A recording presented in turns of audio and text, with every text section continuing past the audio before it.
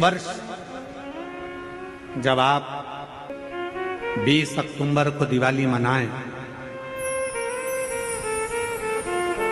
और 20 तारीख को जब आप दीपावली का पर्व मनाएंगे, हमारे यहाँ भी दीपावली कुबेरेश्वर धाम पर 20 तारीख की है, खजाना रहता है, ऐसा ही क्रम दीपावली पर्व का रहता है। तो 20 तारीख को जब आप दीपावली मनाएं तो इस वर्ष सबको कहूंगा, जितने भी आस्था चैनल पर कथा सुन रहे हैं, जितने फेसबुक यूट्यूब पर कथा श्रवण कर रहे हैं, यदि आपकी जिंदगी में 4 दिन दुकान चल रही है, 4 दिन बंद पड़ी है, व्यापार थोड़े दिन चलता है, थोड़े दिन बंद हो जाता है, आपके विद्रोही, आपके दुश्मन आप पर कहीं ना कहीं से इधर से उधर से वार कर रहे हैं, या आपका लक्ष्य आपको प्राप्त नहीं हो रहा, कोई बहुत मेहनत करता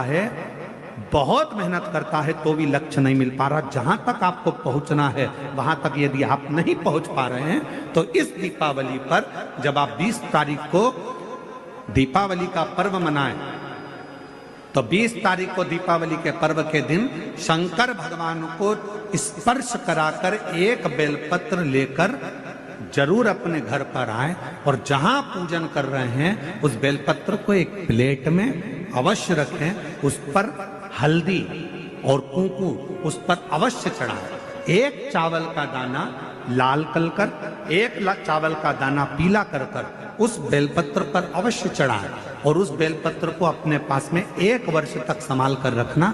फिर अगले साल आप और हमें बताना कि उस बेलपत्र ने आपको मंजिल तक पहुंचाया कि नहीं पहुंचाया, आपको लक्ष्य प्रदान कराया कि नहीं।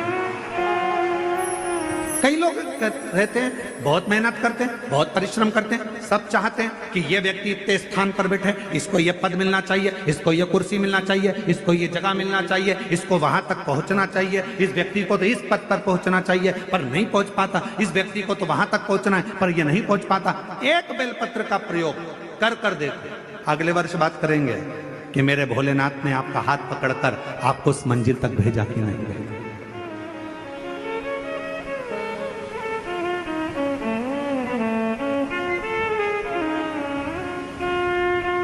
कई व्यापारी, कई किसान कह देते हैं, अरे गुरुजी हमारी फसल पिट गई, अब की बार हमारी जो पिक थी वो पूरी की पूरी पिट गई, हमारा पानी ने बेकार कर दिया, हमारा इसने बेकार कर दिया, हमारा उसने बेकार कर दिया। बेचारा किसान कर्जे में होता चले जाता है, तकलीफ में होता चले जाता है। हम उनसे भी कहेंगे एक बार प्रयोग कर देखिए, एक बेलपत्री का दीपावली की रात्रि को, और अब की बार दीपावली का पर्व 20 अक्टूबर को जो मनाया जा रहा है, 20 अक्टूबर दीपावली पर्व के दिन एक बार प्रयोग कर देखिए कि वो बेलपत्र शिव जी को लगाया हुआ। क्यों? क्योंकि भगवान शंकर ने माता लक्ष्मी को जब भगवान विष्णु को दिया था, क्योंकि माता लक्ष्मी की माँ ख्याति देवी तो लक्ष्मी जी का विवाह शिव जी से करना चाहती थी, पर शंकर जी ने मना कर दिया था कि मैं विवाह नहीं करूंगा, इनको तो नारायण को दे दो। तो लक्ष्मी जी को भगवान शंकर ने जब यहाँ आया तब माता लक्ष्मी ने वर दिया, भगवान शंकर से प्रार्थना करी, आप मुझे आज्ञा करो। शंकर भगवान ने कहा, जिस दिन तुम पृथ्वी पर भ्रमण करने के लिए आओ और जिस स्थान पर बेलपत्र विराजमान हो उस स्थान पर तुम सदा विराजमान हो जाओ, वहां से फिर अविरल।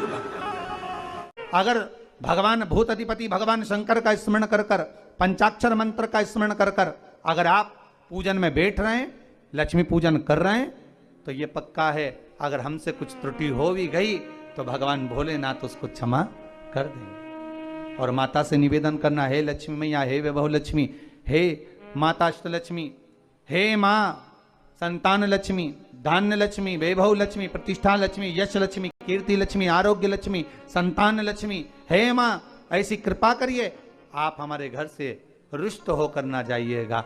ये घर, ये परिवार, ये सब आपका है, सब आपका, ये किसी दूसरे का नहीं। मां पूजन करते समय माता लक्ष्मी से जरूर कहें, मां 4 साल हो गए, 2 साल हो गए, ये 2 वर्ष जो ये कोरोना महामारी में गए हैं, ये वर्ष जो बेकार निकल गए हैं, मां हो सकता है आप हमसे रुष्ट हो गई हो, पर आज क्षमा मांगकर अपने घर में आप प्रवेश करिए माँ, आइए हमारे घर में, आप पधारिए माँ। महाराज कितना सुंदर संवाद है। एक साहूकार की बेटी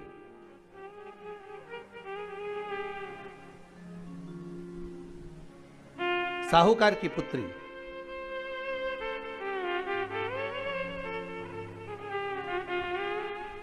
पीपल के वृक्ष के नीचे, बेलपत्री के वृक्ष के नीचे, आंवले के वृक्ष के नीचे प्रत्येक अमावस्या को दीप लगाने जाती थी। उसका नियम था।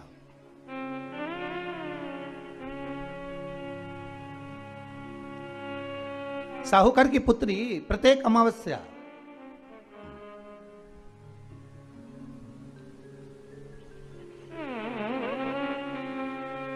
तीन दीप, एक बेलपत्री के नीचे, एक आंवले के नीचे, एक पीपल के नीचे लगाने जाते।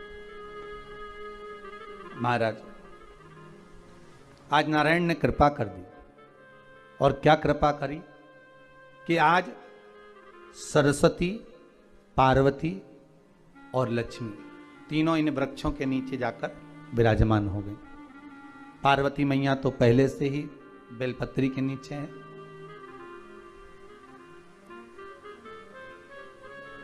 स्वयं सरस्वती मैया, लक्ष्मी मैया आंवले और पीपल के नीचे विराजमान हो गई। अब आज तीनों देवियों में बात हो रही है, आज तीनों देवियों में चर्चा हो रही है कि यदि आज अगर कोई दीप लगाने आया और पहला दीप जिसका लगेगा तो ये पक्का है कि मैं लक्ष्मी उसके घर में प्रवेश करूंगी।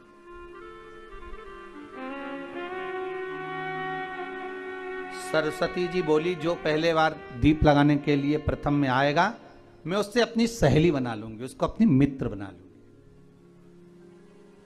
पार्वती जी बोली, जो प्रथम दीप लगाने आएगा, पार्वती जी कहती हैं मैं भगवान शिव से कहकर उनका कल्याण करवा दूंगी।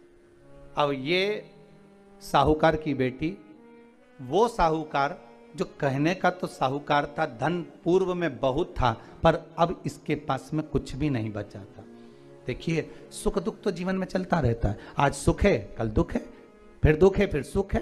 ये जीवन में चलता रहता है। भगवान ने दिया, हो सकता है पूर्व में आपके पास में खूब धन होगा, वैभव होगा, सत्ता होगी, फैक्ट्रियां भी होंगी, दुकान भी होगा, धंधा भी होगा, पानी भी होगा, सब कुछ, सारी सत्ता आपके पास में होगी, पर समय की घड़ी किसने देखी है साहब? कौन देखा घड़ी को, कौन देखा पल को? इसीलिए कहते हैं ना, बार बार कहते हैं, तेरा पल पल बीता जाए, मुख से जप ले नमः शिवाय, ओम नमः शिवाय, ओम नमः शिवाय। बड़ी मुश्किल से मिलता है। घड़ी, पल, समय, नक्षत्र कब बदल जाए किसको मालूम है? आज साहूकार के जीवन में था साहूकार कहने का, पर धन नहीं था, वैभव नहीं था, सब समाप्त हो गया था। कहीं पैसा चले गया, लग गया। महाराज बेटी ने वही दीप तैयार करे। दीपावली की अमावस्या नहीं थी, पर दूसरी जो अमावस्या थी, उस अमावस्या पे उसने दीप लगाया। जैसे दीप लगाया, तीन देवियों ने आवाज लगाई, अरे सखी सुनो तो। साहूकार की बेटी बोली, किसकी आवाज आ रही है? अरे सखी सुनो तो। सखी ने कहा, क्या बात है? आवाज आई, तीन सुंदर स्त्रियां, बड़ी सुंदर युवती बनकर, सुंदर आभूषण वस्त्र पहनकर बैठी हुई थी। एक ही जगह पर तीनों बैठी हुई हैं। इसी को त्रिवेणी कहते हैं महाराज। जो त्रिवेणी का जो वृक्ष होता है, उसमें तीन, त्रिवेणी का जो वृक्ष होता है उसमें दिए लगाने का बड़ा महत्व होता है, तो इसी को त्रिवेणी कहते हैं। तीनों बैठी हुई थी। अब तीनों बैठी, आवाज लगाया, हम आपको सहेली बनाना चाहते हैं, सखी बनाना चाहते हैं, आप हमारी सहेली बनेंगी? अब इस साहूकार की बेटी को लगा ये तो बहुत पैसे वाली दिख रही हैं, धनपति दिख रही हैं, और मैं तो गरीबड़ी, और ना जाने में अगर इनकी सखी बन गई तो फिर इनको क्या मुझे देना पड़ जाए, कोई भरोसा है। इसलिए शास्त्र कहता है कि मित्र भी बनाओ तो सोच समझ कर बनाओ, मित्र भी बनाओ तो सोच समझ कर बनाना। ज्यादा धनपति मित्र बन गया तो मन में आएगा कि जब ये घर आएगा तो इसको घृत का भोजन तो कराना ही पड़ेगा, घी का भोजन तो कराना ही पड़ेगा। इसलिए मित्र भी बने तो ऐसा बने कि जो आपके सम्मुख में हो, उसको धन और वैभव से मतलब ना हो, उसको सत्ता से मतलब ना हो, आप उसको केवल आप से मतलब, आपकी मित्रता से मतलब। साहूकार की बेटी ने कहा मैं आपको कल बताती हूं, मेरे पिताजी से पूछूंगी मैं आपको मित्र बनाऊं कि ना बनाऊं। ठीक है, चली घर पहुंची।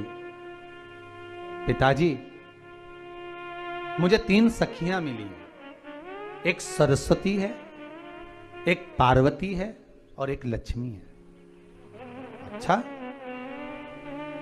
पीपल, आंवला और बेलपत्र तीनों वहां विराजमान। अच्छा, क्या कह रही हैं? सखी बनाना चाहती है। पिताजी ने कहा बन जाओ सखी, सखी बनने में दिक्कत क्या है, बनो। अब दूसरी अमावस्या पे जब वो गई और जाकर उसने कहा कि मैं आपकी सखी बन सकती हूं, तीनों प्रसन्न हो गईं। तो उसमें से एक सखी माता लक्ष्मी ने कहा कि चलो आज तुम हमारे घर चलो, हम तुम्हारा सम्मान करना चाहते हैं। सखी को माता लक्ष्मी अपने घर ले गई। साहूकार की बेटी को जब घर लेकर गई, सुंदर सोने की चौकी, सोने की थाली और सोने के गिलास, पकवान एक से बढ़कर एक माता लक्ष्मी ने जब साहूकार की बेटी के सामने परोसे, इधर माता सरस्वती इधर माता पार्वती नजदीक में बैठ गईं और साहूकार की बेटी पकवान को पाने लगी।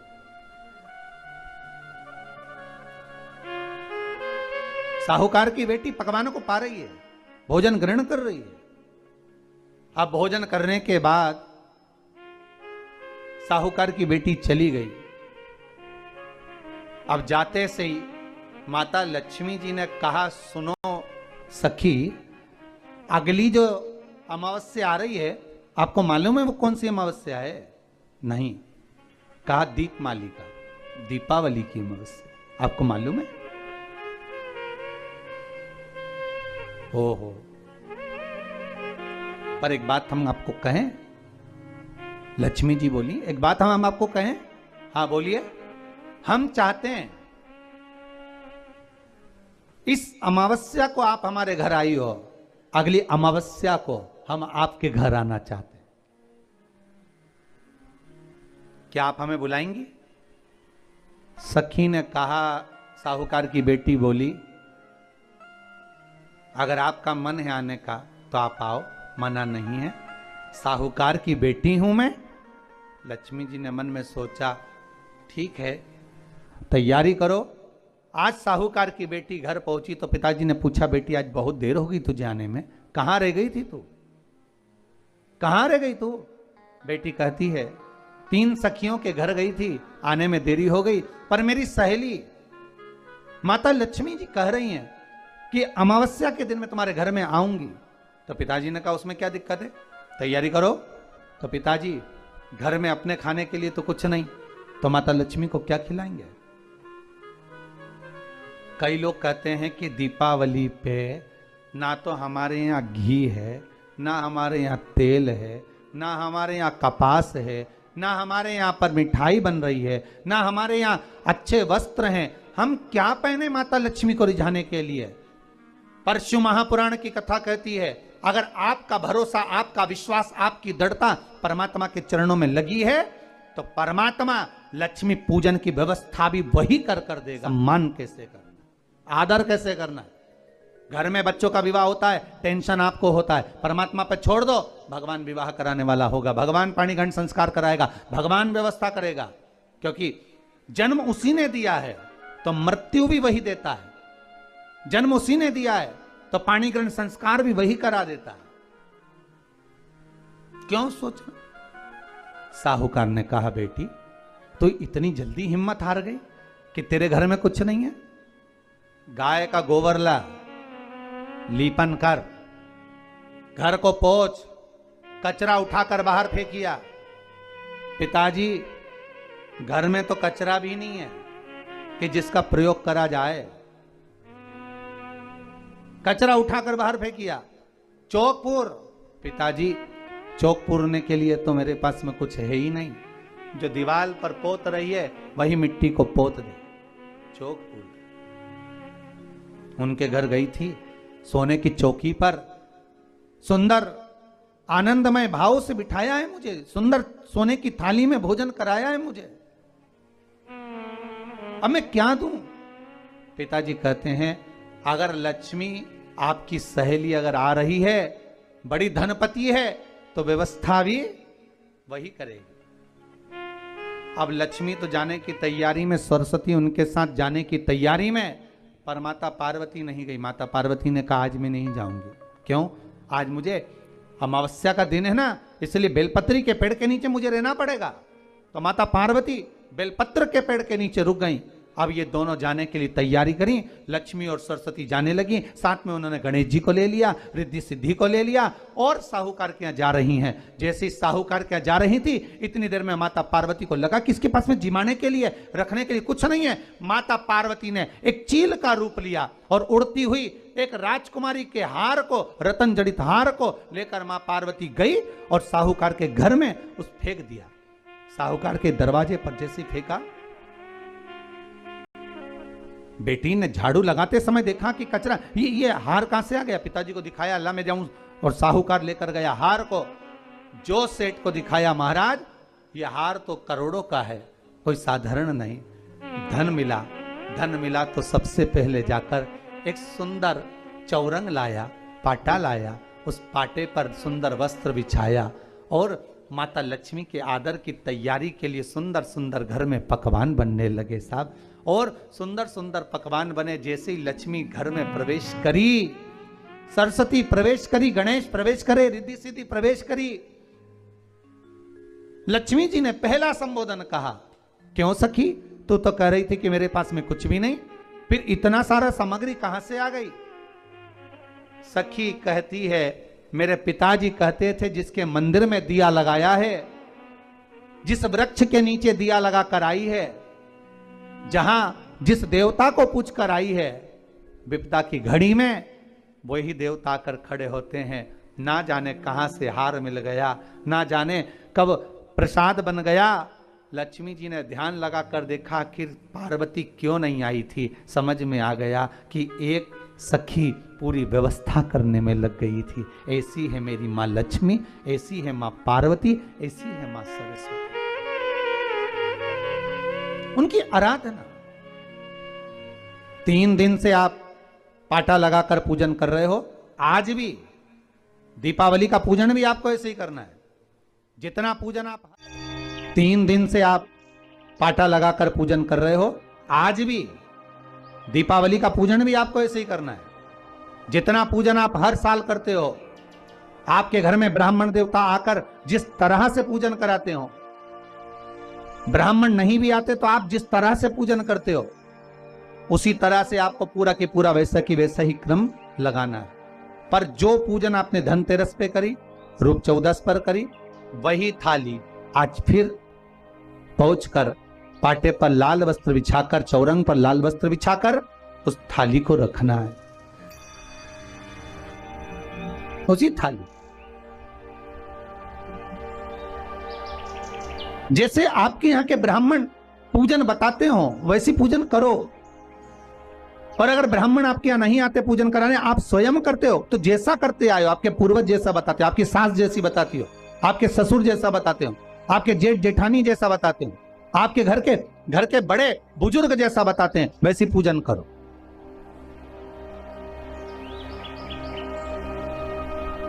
ज्यादा आडंबर करने की जरूरत नहीं।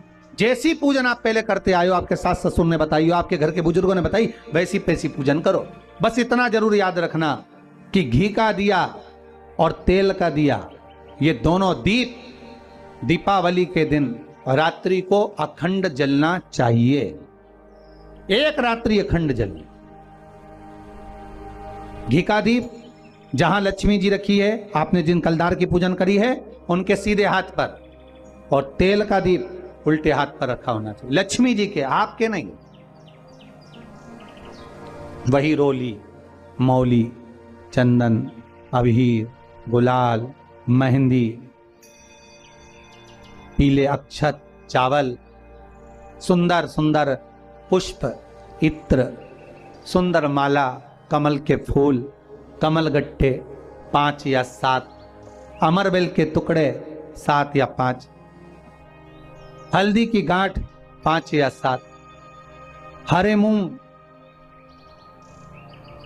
धने में जो खड़ा धना होता है उस धने के साथ में थोड़ा सा गुड़, गुड़ की बाटी, ये भी एक कटोरी में भरकर रखना चाहिए। क्यों रखा जाता है गुड़ और धने को, क्यों रखा जाता है लक्ष्मी पूजन में? इसलिए रखते हैं क्योंकि हमारे घर में नित्य प्रति जब भी योग लगे, शुभ कार्य, हमारे बच्चों का मंगल विवाह, हमारी बेटियों के, हमारी बहुओं के संतान की वृद्धि, वंश वृद्धि, ये सब होती रहे, मंगल कार्य होते रहे। महाराज सारी पूजन वैसी की वैसे ही करना है जैसे पूर्व में करी है। सुंदर माता के सम्मुख में मीठे का भोग लगाते हुए, जो आपके एक पाना लेकर आए होगे, एक सुंदर कागज पर लक्ष्मी, सरस्वती, गणेश जी का जो चित्र हो, वो पूजन वाली जगह पर रखकर पूजन प्रेम से करें। और साथ में अपने कुल देवता, अपने कुल देवी, अपने पूर्वजों का भी स्मरण करें। घर में जहां पर आपके ठाकुर जी बैठे हैं, आपके लाला विराजमान हैं, विश्वनाथ जी विराजमान हैं, सुंदर भाव से महाकाल बाबा विराजमान हैं, उनका भी स्मरण करें, उनका भी पूजन। सुंदर कलश की स्थापना करते हुए, श्रीफल रखते हुए, जैसा जैसा आप करते आए हो, अगर कलश पहले से नहीं रखते आए मत रखो, रखा है तो रखो। जैसी पूजन आप पूर्व में करते हैं, आपके सास ससुर ने जैसा बताया, आपके घर के बुजुर्ग ने जैसा बताया, वैसी की वैसी करना।